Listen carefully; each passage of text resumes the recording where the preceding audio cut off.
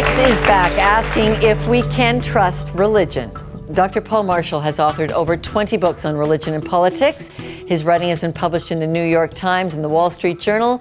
Paul is a senior fellow at the Hudson Institute for Religious Freedom. His most recent book is called Blind Spot: When Journalists Don't Get Religion. Thank you very much, Paul, for joining us. Thank you for having me, Lorna. Your book has a whole chapter entitled God is Winning the Stage for Attention in Global Politics. How so? Well, two things. One is, throughout the world, religion has more influence, it's growing. There are some exceptions, Canada is one, but for most of the world this is true. And secondly, when you get a democracy, the people at large tend to be more religious. So the more you have elections, usually the more influence God has. Tell us which countries that's getting hot in right now. Well, right throughout the Middle East, when we're looking at Libya, there's a question of, who are these courageous people who overthrew Gaddafi? We're looking at tensions now in Egypt and, of course, in Iran and elsewhere. So that's happening. If you look at other parts of the Muslim world, Pakistan, or even a country such as Indonesia, things are hot.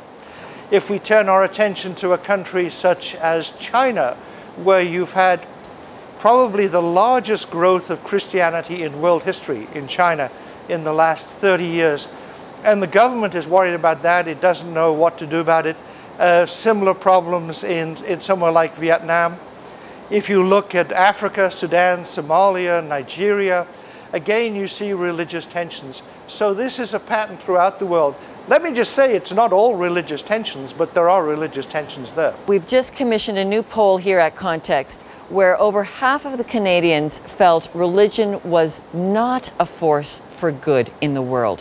What do you think they're basing those fears on? You see, in my own view, I don't necessarily think religion is a good thing. You can have good religious beliefs and bad religious beliefs. You can have saints and you can have terrorism.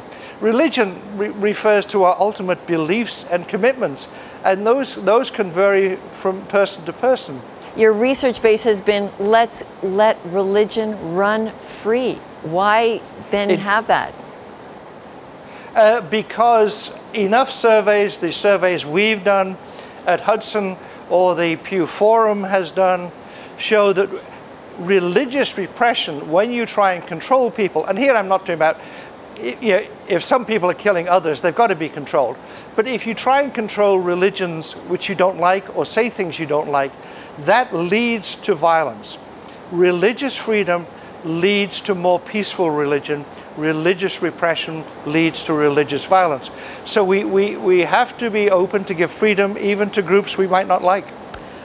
One of the greatest cases I'm looking at in the globe right now where religious intolerance is at work is in the famine in the Horn of Africa. Why isn't there a greater call for accountability in that violation of human rights there? One reason is it's very hard to cover. In Somalia, it's very hard to get journalists in there, and journalists who do go in there sometimes get killed.